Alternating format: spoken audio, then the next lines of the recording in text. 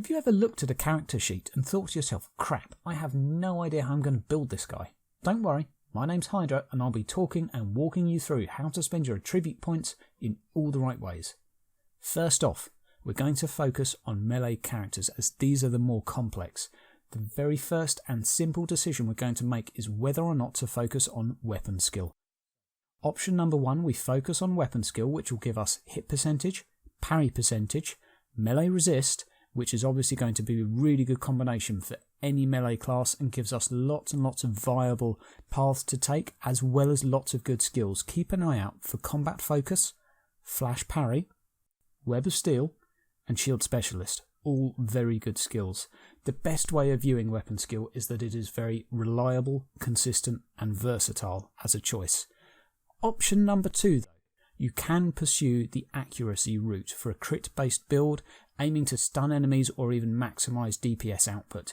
Take into consideration, though, that without the weapon skill you're going to have a lower hit percentage, and therefore you might need to offset this with some abilities or equipment choices to compensate.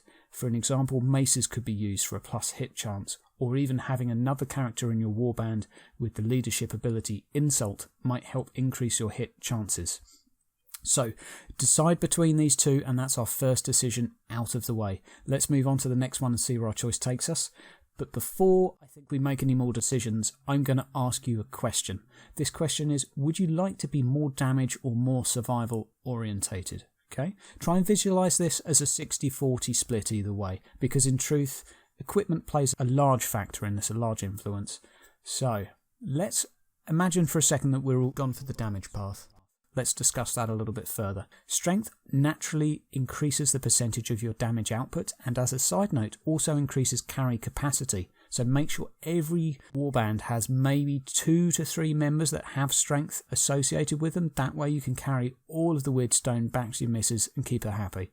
Heroes may benefit slightly more from strength as they have access to more offensive points and therefore more attacks per turn, so the percentage is naturally going to be even higher for those.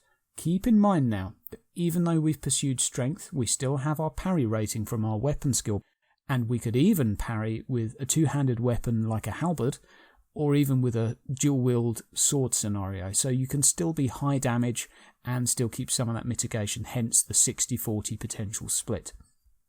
Now, for our friends, the risk takers, the RNG players who decided to go for the accuracy-based build, they're going to suffer a little bit here. Strength for them will be a viable option. However, it is going to come at a cost, because if you build strength with accuracy, you're going to have no form of mitigation other than armour. You're not going to have dodge and you're not going to have parry. It's going to be best to keep these characters somewhere safe, or even better yet, better on the reserved bench, you nutjobs. Moving on, let's explore number 2. Let's say you want to have a tanky character, that you want to build your character so you can walk down the street and take all sorts of punishment and just carry on going. No problem. Before you jump and put all your points in toughness, because it sounds tanky, I want you to ask yourself one more question. Is your character able to parry effectively? What we're going to do, we're going to take into consideration usable gear, okay, gear that can actually be used by that character, weapons, and abilities, okay, and maybe any sort of passives that that particular character may already come with.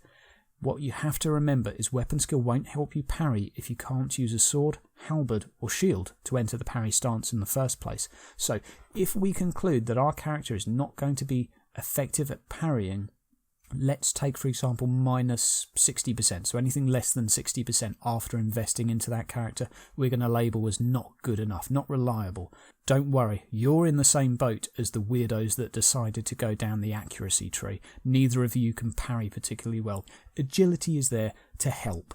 Agility will help govern a little bit of melee resist, but mostly dodge percentage. And dodge, if done correctly, or luckily, will completely mitigate damage for that particular attack. It is possible to be a dodge-based tank and invest heavily into agility, which will make you pretty good at avoiding damage, and this can really be supplemented by clothing, which will give you a very nice boost, and maybe even skills such as avoid or sidestep in the agility tree worth keeping an eye out for. Now, you can build a slightly hybrid type character with agility and strength mixed, because there's enough bonuses you can get from skills and clothing, I feel, to get a high percentage. However, early game, I would really emphasise putting more points into agility, because you're going to need the survivability more than that tiny bit of extra damage that the Weird Stone's going to give you. Right, let's move on. Now, we're going to talk a little bit more about the tanky characters, the good old tank and spank, more of the tank, less of the spank.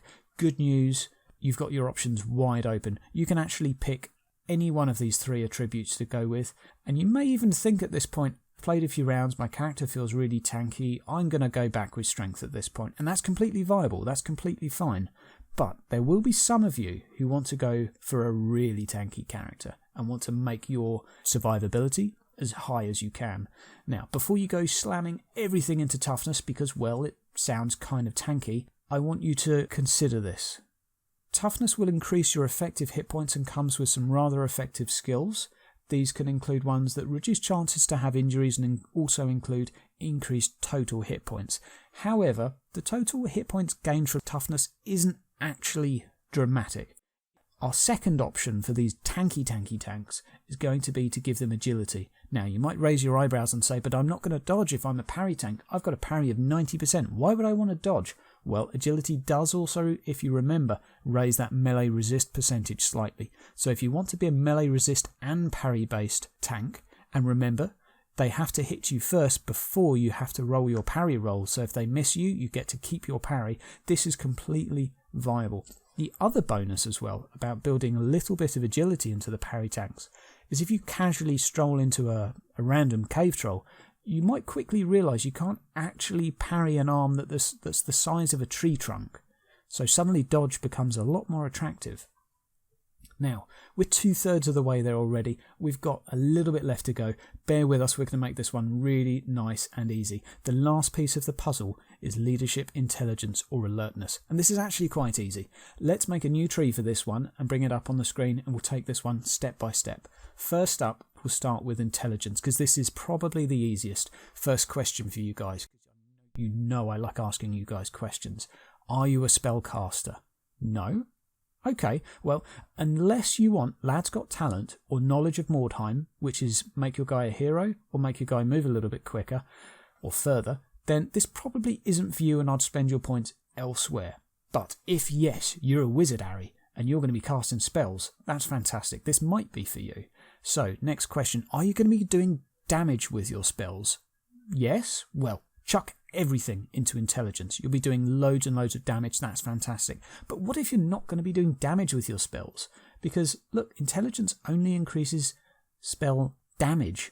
Well, if you're a buff bot and basically just handing out buffs to your team or debuffs to the enemy, then you may want to just spend enough to get the skills you need to maybe reduce the chances of killing yourself with magic, or to get the spells you need that you think are going to be particularly handy. So in these cases, I would spend up to the required amount on intelligence and then spend the rest on something more useful.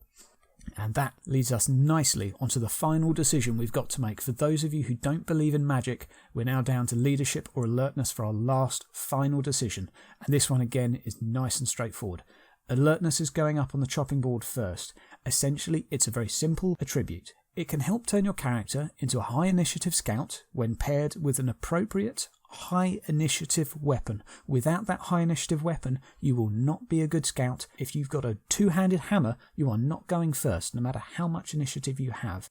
You can also use this to supplement melee resist by working towards the nimble skill if you're going for one of those melee resist tanks, or if you just want a little bit more of the stat.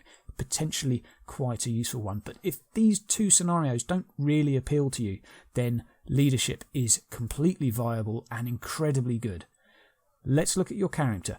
Do you have a leadership value of over 15? Okay, if you do, look out for the more powerful skills such as intimidate, insult, demoralize, and there are a few others that are viable, but those three are my favourites. They are going to really shape your warband and have a dramatic effect on how fights unfold. But for everyone else that can't afford these wonderful skills, don't worry.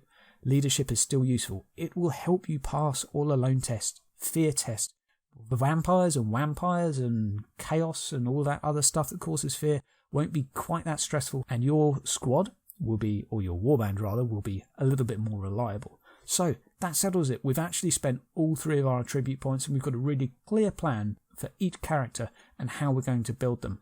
Hopefully you've enjoyed the guide. Make sure to like, subscribe, maybe even share with your friends if you found it useful, or if you've got any people you know that are new to the game. And also check out my other videos. I'm going to be doing lots and lots of guides. You've been listening to Hydra. I will see you next time.